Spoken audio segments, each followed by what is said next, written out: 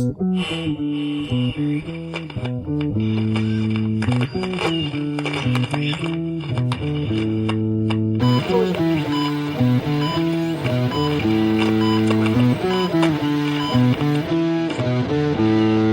this episode of Tuning Healthcare, I'm joined by Aneesh Chopra, the president and co-founder of CareJourney, a data and analytics company focused on the move to value-based care. Aneesh was the first chief technology officer of the United States, serving under President Obama from 2009 to 2012, and in 2014 wrote the book, Innovative State: How New Technologies Can Transform Government. In this episode of Tuning Healthcare, Aneesh and I talk about how the lack of data transparency and interoperability has crippled the ability for us to respond to the public health crisis, how the move to value-based care will be increased as a result of this crisis, and how perhaps a silver lining as we sit in these dark times of COVID-19 is the fact that there'll be data transparency and interoperability and consumer apps that will speed up the improvements to our healthcare system. Join Aneesh and I as we tune healthcare. Good morning, Aneesh. Thanks for joining me. Normally, in normal times, we would conduct these podcasts face-to-face, across a table, in a cafe, in a way that we would normally sit and chat about healthcare. But today, like the rest of the country, we're social distancing and we're conducting this podcast via Zoom. But nonetheless, I think we will have a great conversation. Before we get to the times we're in and the impact they have to healthcare and data, I'd love to learn a little bit more about how you developed your interest in technology, your interest in healthcare, and really the intersection of the two. So growing up, a hero of mine, a gentleman named Sam Petroda, was a classmate of my father's in college in India, and his story inspired me about the role of innovation in society. Briefly, he was trained in a modern form of telecommunications, the move towards digital switches at a time when most of the phone systems around the world were analog. He was successful in the US, like entrepreneurs are, sold a business, but then chose in the early 1980s to return to India and took a penny a year salary to help the country modernize its telecommunications infrastructure so every village would have access to phone service. I think at the time, the country had 300 million people and had 300,000 phones. And under normal circumstances, this would have been a multi-billion-dollar rollout. But because of his background, he essentially invented or innovated his way through the crisis by recruiting engineers to help design a new model that was dramatically cheaper and leapfrogged the analog infrastructure that was so high cost to deploy. Fast forward, my first job out of college, I was at Morgan Stanley in investment banking. My colleagues, I was on the healthcare team, my colleagues in technology took a little old company called Netscape public. And that just drew my attention. This internet capability, which was we just missed it in college. I didn't have internet email. We were just getting going. But I quickly married my passion for healthcare and the capabilities of technology and the philosophy of looking for a new path born from Sam's experience. And that led me on a journey. I spent the next decade researching, studying, going to the Kennedy School, writing my master's thesis on how internet-based technologies would influence healthcare. And I found myself as Virginia's Secretary of Technology, where electronic health record policy was a priority of my governor, Tim Kaine, and the rest is history. Yeah, incredible. So we met, I don't know if you remember, for the first time, it must have been about 8 years ago, while you were still the Chief Technology Officer of the United States, which, by the way, any title of the United States is pretty cool. Yeah. And obviously you were the first CTO, right? The position was created, whether it's for you, you were the first. And I don't know if you remember, John Doerr brought you to see Dr. Tom Hastings, who actually was on the last episode of Tuning Healthcare. And what excited me about that visit, where I was with Tom and John and you in his practice, was the potential for the partnership between the public sector and the private sector to drive better healthcare. Roll the clock forward 8 years. Is it working? Is the partnership between the public sector and the private sector driving better healthcare? The building blocks are in place, but we're not quite in sync on what we needed to have happen, which is to say the concurrence of two paths. The first path was that we needed to have the digital infrastructure that would allow practices like Tom's to thrive when patients were traveling into the specialist community or the hospitals, to be able to coordinate that care better. Tom obviously would need access to that full patient experience and to be able to coordinate and hopefully get ahead of certain conditions or challenges that maybe a protocol that you were deploying would allow for. So we needed to have the technical path, and we're on a trajectory to get the technical foundation where it needs to be. It's not where it needs to be yet, but we're on a path. We also needed the demand signal for that infrastructure to come from the industry. Now, the first chapter of this has been that the government, in anticipation of value-based care, imposed certain requirements that said that the demand signal, say, for example, recording blood pressure or vital signs in every encounter. Many physicians said, why am I doing this? That doesn't affect my practice of medicine. I'm a psychiatrist. I don't really do that. We anticipated a world of coordinated care moving from a world of fragmented care, where every clinical touch point would be a signal to make sure that we're ahead of the condition challenges of the patient.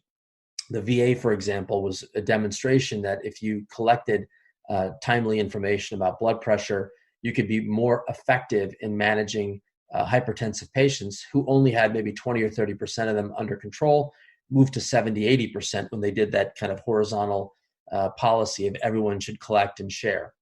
So the demand signal, Nigel, we anticipated coming from organizations on the move to value. Once you took risk, you would need the ability to communicate outside of your network. And if we could get more organizations to take risk, then they would speak almost as a proxy for what the government regulators were saying, to tell the broader healthcare IT community, we need standard-based ways of communicating basic health information no matter where you go in America, no matter what EHR vendor you're on, no matter what independent physician you visit or a big integrated network. That demand signal, Nigel, hasn't come from the private sector healthcare delivery community yet. It's still largely a government-mandated approach, and we're hoping that the pace of value-based care adoption will pick up the demand signal, and that would allow market forces to come to play. And that's the disconnect we've seen over the last, call it 5 years. We would have probably anticipated more of a market demand signal for value-based care earlier, and that would have filtered down into the IT requirements, and that quite hasn't happened yet. Right.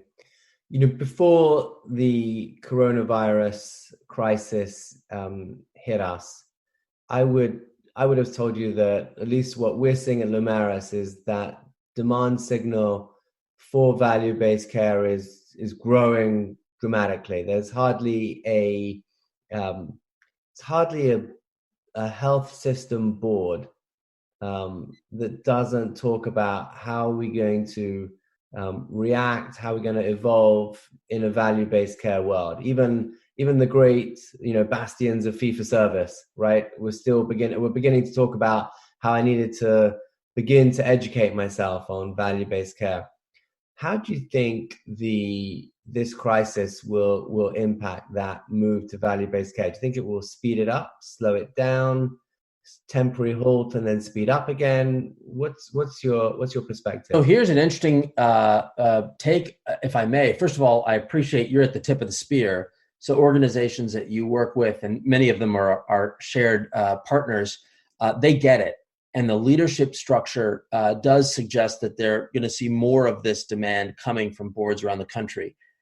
the tension right now, and I think the COVID crisis is going to help solve for, if you sat in the room with the CIOs at the very institutions whose boards are embracing value-based care, as they negotiate with the EHR vendors the priority technical updates that are needed in the coming months, where do the value-based care interoperability and standards requirements rank on the list of IT security and physician burden and a whole range of other issues that need to get solved? So when I talk about the demand signal, Nigel, I'm really speaking more explicitly about the demand signal from the EHR to the EHR community from their main customers, often spoken to by the CIO.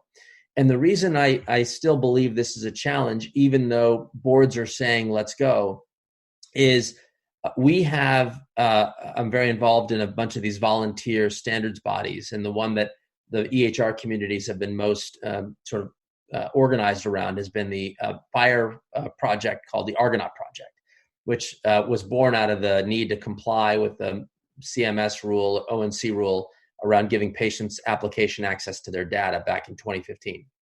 So that group has put maybe 8 or 9 implementation guides, technical guidance that every EHR vendor has endorsed with, engagement over the course of year or two. The only one of all of those guides that's in production at scale is the one the government requires, which we can think of as the Apple Health data feed. Everything else is sitting there on a shelf waiting for customers to demand that I want to be able to collect assessment data in a standardized format, that I want to make bulk access available to my payer partners, my payvider network, or any other stakeholder. So if you go down that list, I want decision support for closing care gaps at the point of care. Each of these things has a technical guide that's been vetted, but the adoption has been slow, and it's in part because of the demand signal. Now, fast forward to COVID. We are seeing in real time the complete and utter failure of this decade of EHR investment in informing our public health response. 2 quick data points. In mid-March, the Centers for Disease Control published the very first statistics on the case fatality rates, essentially, on the 4,000 plus initial COVID patients that were reported to the Centers for Disease Control. Now, you would think we'd package up a ton of health information. We've been digitizing, and so we'd have a ton of knowledge about who these patients are, what their risks are, what happened to them, and what we can learn. Quite the opposite. We learned that 1/3 of those forms didn't indicate whether the patient was admitted to the hospital or not.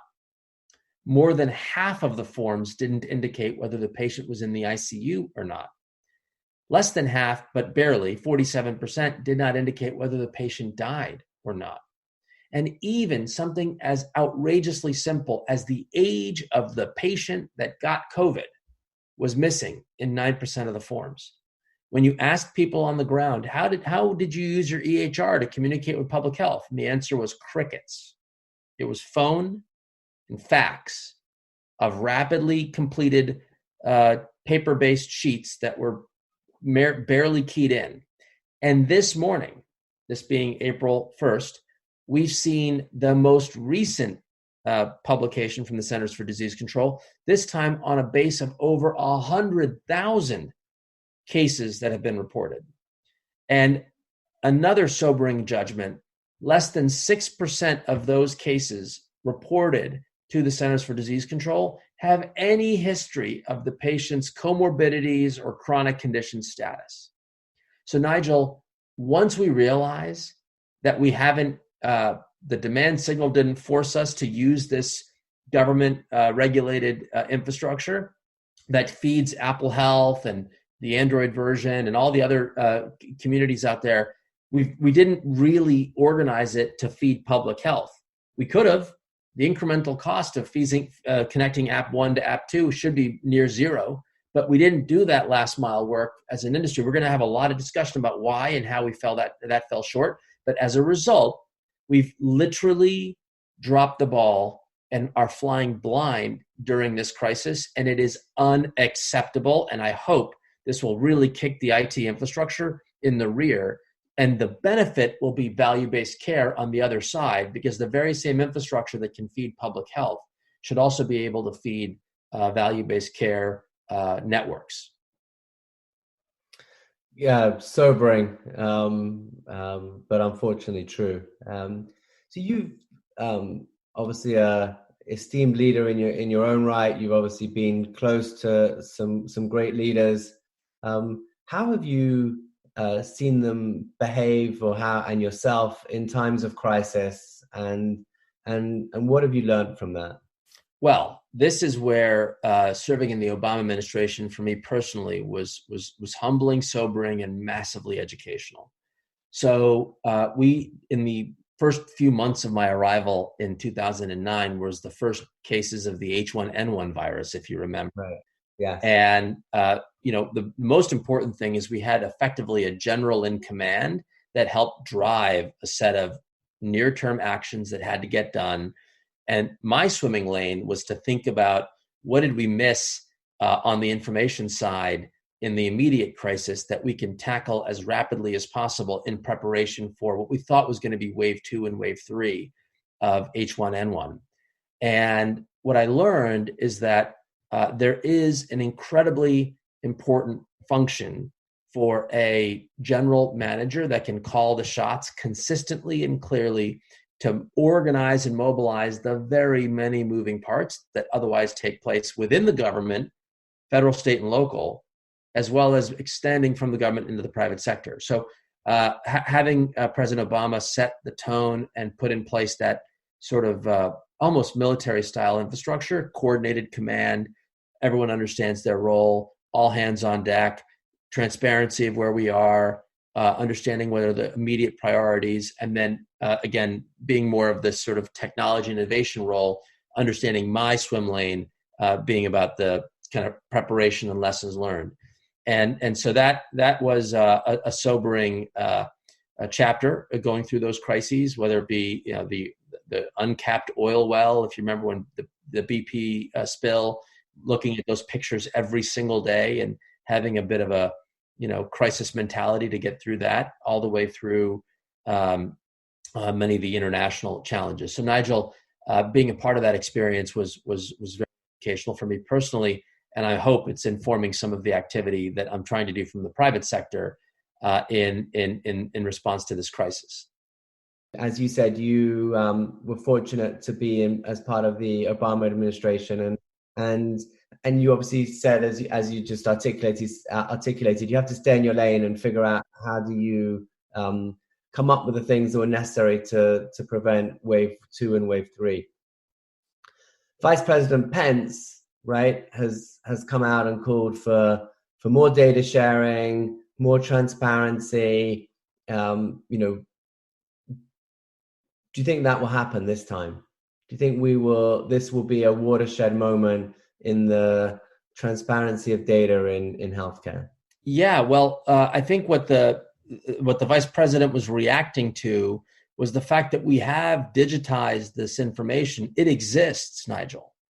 It's just not in the hands of the public health community in a manner that would allow them to make really important policy decisions. So what I think the letter has done is kind of woken up the community about, wait a minute, we have all the bits of data here. What's it take to get it over there? And phone and fax is unacceptable in today's environment. So the letter itself on the surface suggested, for what we need right now, upload a spreadsheet with information that doesn't involve personal health information, but can be summary statistics, and get it to us yesterday. But the mere fact that he has to ask for a spreadsheet, if anything, is making everyone in the industry understand that this is absolutely unacceptable. We're not inventing a new form of blockchain. We're not designing some artificial intelligence, application. This is literally moving existing bits of data for patients that have COVID into an environment that allows public health to understand the root cause problems and can evaluate whether or not certain hotspots are emerging throughout the United States. very simple request. And my hope is that, yes, we're going to be seeing people complete spreadsheets, and you'll see some snark about, spreadsheetitis, because maybe the local authorities are asking for a spreadsheet, CDC's asking for a spreadsheet, FEMA's asking for a spreadsheet. So there's sort of a demand for spreadsheets that's going to be a little annoying. But right on the heels of it are efforts to say, wait a minute, why can't we find simple standardized mechanisms to transmit this information? And the first area of focus to me is to take the existing pipes from hospitals all over America that flow into public health and to squeeze more clinical signal out of those pipes that already have gone through data use agreements and BAAs and security reviews and all of that. We may in the future, not too distant future, move towards FHIR-based apps. And I do hope to get half a dozen or a dozen organizations to kind of demonstrate the future today, because they're ready. And you'll see some news. I hope Robert Wood Johnson Foundation may be underwriting some of these projects, others to get off the ground. So we'll sort of fix the masses through spreadsheets with some improvement in the existing interfaces. But I think we're going to see a sentinel network emerge that can get much further faster. And that will be the tip of the spear that hopefully scales these capabilities. Imagine this, Nigel. Only a month or two before this really hit the US, we had a big policy debate over the interoperability future of America. And we basically agreed that we're going to move towards internet applications using the FHIR API standards for consumer apps and physician or public health or health plan apps. And that future was given a 2-year to 3-year delay, meaning there's an implementation cycle. Imagine if that policy was pulled forward to go into production tomorrow. How would this system work? That's what I'm hoping the Sentinel Network will assist us in learning, and will be a beacon for what the future will be. Maybe not 2 to 3 years, but maybe the country moves a little bit faster to a year and a half.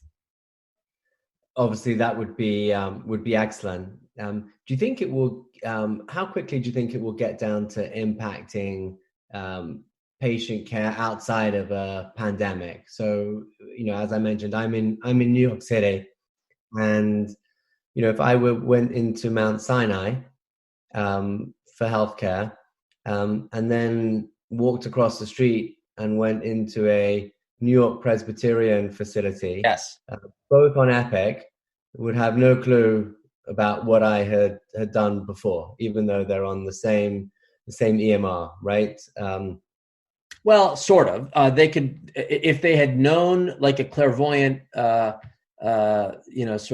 maestro, to look up your record, even when you're not in their care, they could query for it and find information epic to epic. That's one of the more successful HIEs in the country.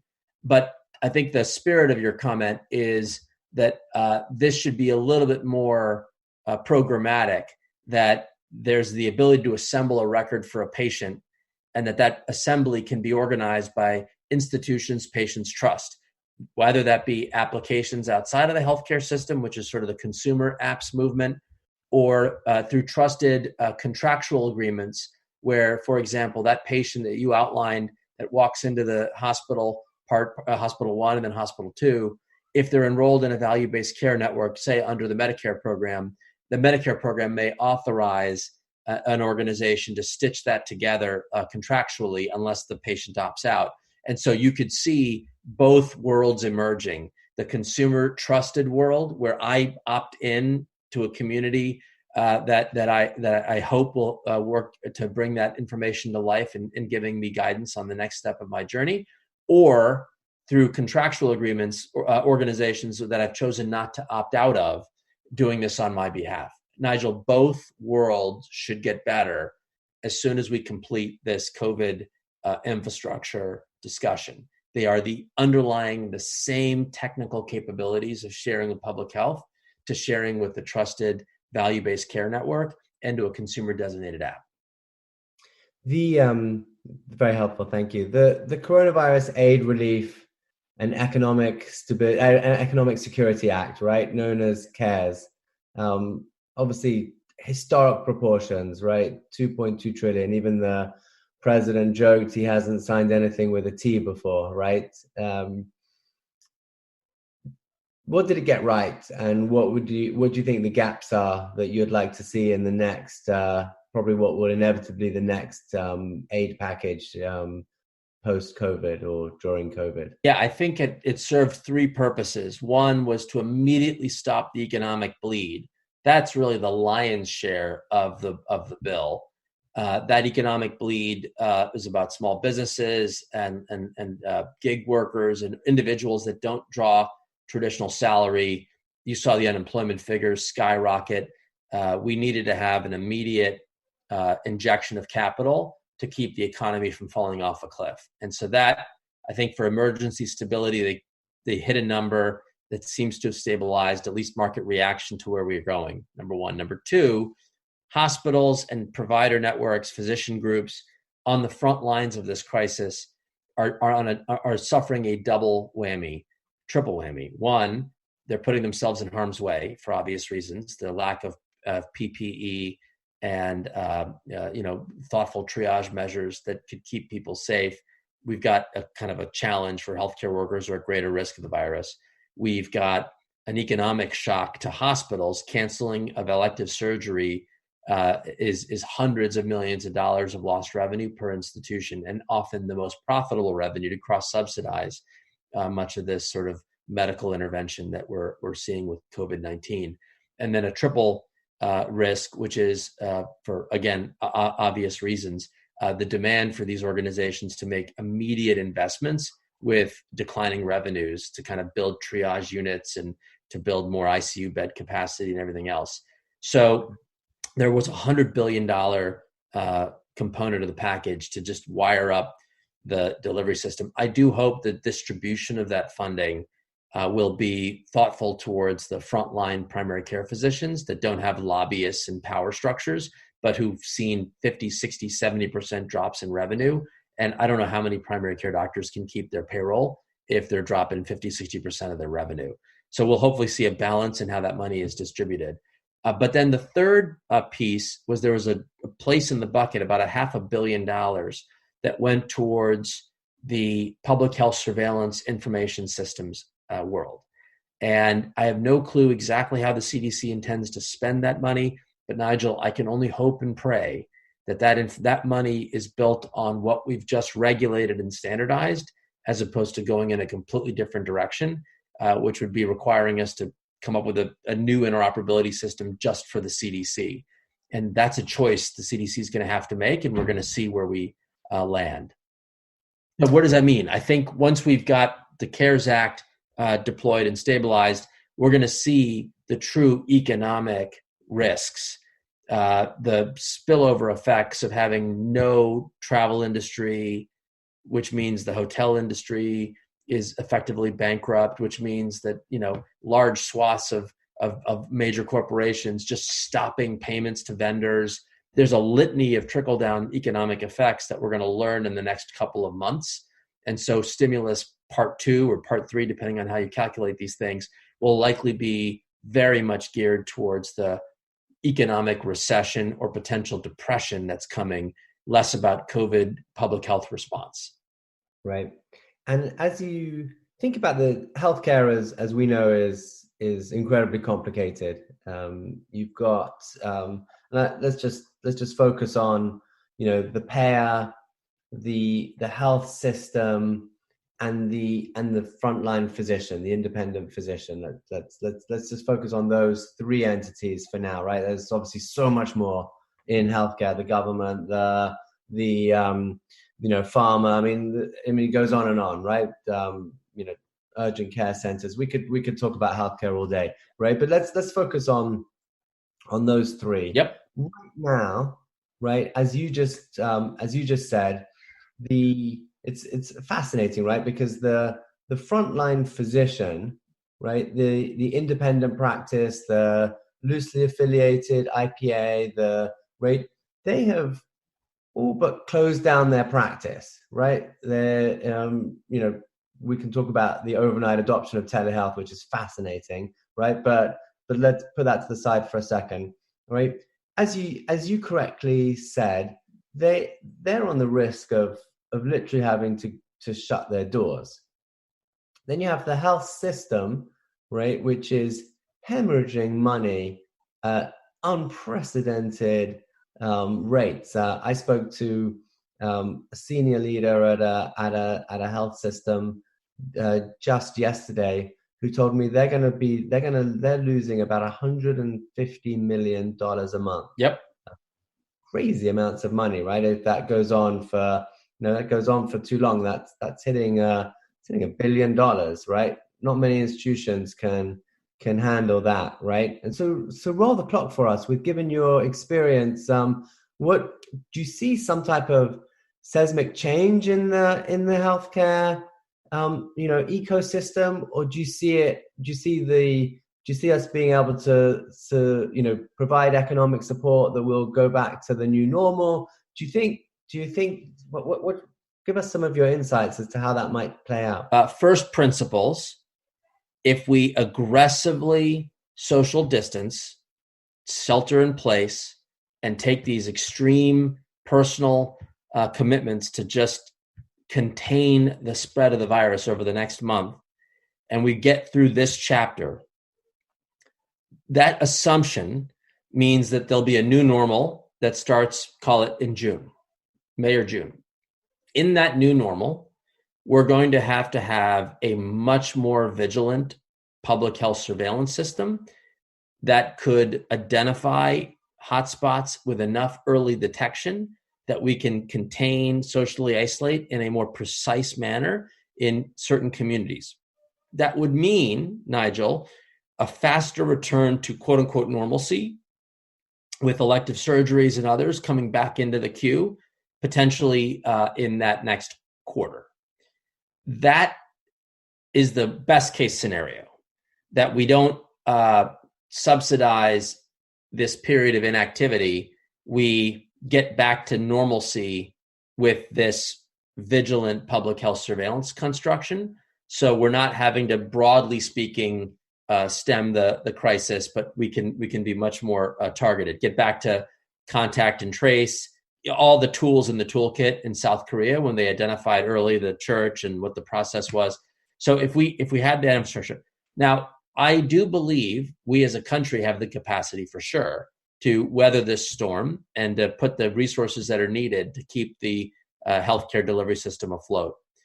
There are going to be some fundamental changes, Nigel. I do think the ability to deliver more services in the home that have been maybe culturally or regulatory or technically delayed, we're going to see, what does an ICU in the home look like? Right? We've talked hospital in the home. What are the ways in which we can deliver the needed services, but with minimal harm, that still are generating revenue to the organizations that are hemorrhaging, but in a different way? The mix of revenue might change. You made the comment about overnight telehealth. I think some of these barriers were silly. I can't text message my patient because I have to be HIPAA secure, so I got to pay a third-party vendor to do some kludgy thing, which some password I don't remember. The experience to the physician is miserable. And so, to the credit of the CMS leadership team, Seema Varma in particular, they said, look, use off-the-shelf tools. Okay, in this crisis, use off-the-shelf tools. And Nigel, we may emerge on the other side with hey, the harm wasn't as risky. People were not texting sensitive stuff inappropriately. They were doing reasonable judgment, and we worked our way through this.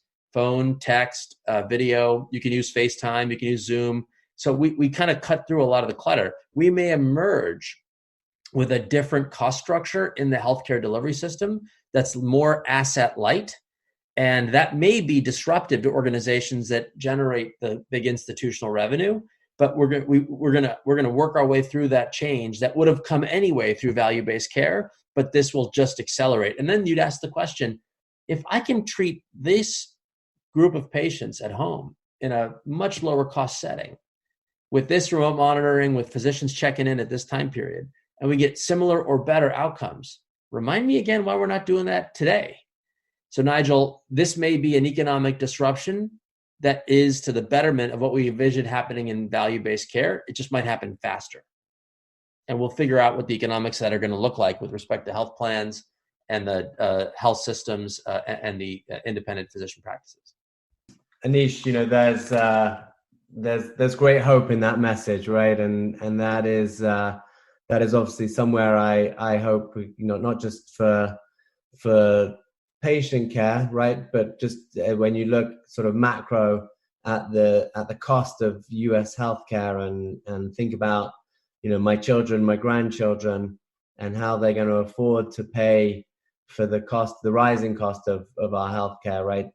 Whatever projection you give it, it's knocking 20% of GDP in their lifetime and beyond, right? And so that is, perhaps a silver lining of an awful crisis that hopefully will drive a better healthcare system, not just in what you just said, but also as the things you said about public health and the like. I like to end with what I call the quick fire round.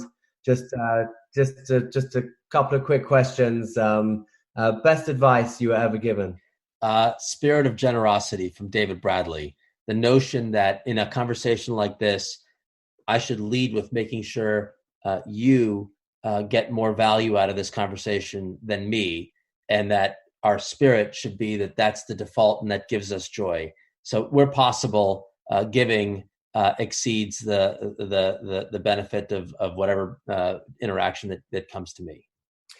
Obviously, you've achieved so much. What do you do to relax or have fun? What's the number one thing you go to? So my kids are a little younger. I got a 5, 11, and a 13. And so we've built a bit of a daily routine of kind of dad tag. And so I just absolutely love doing something athletic with the kids. And I'm embarrassed that now they're a little bit faster than me, which really says a lot about the health status of dad. But dad tag is one of my favorite pastimes. Yeah, you might want to pattern that during the coronavirus here for people at home. And if you could change one thing about healthcare, what would it be? A culture. And culture to me in the context of what I would call a fiduciary culture. That is to say, in a fragmented system, any individual actor on the stage can do what they think is right, but may not be in the absolute best interest of the patient, because they could have come into the clinic, but they could have gotten a telehealth consult and gotten a similar outcome. And so do I need to bring them in? If every touch point in our fragmented system had the ability to think through what is the true best next path for the patient and could communicate that information to the patient, I think the system as a whole would work a lot better.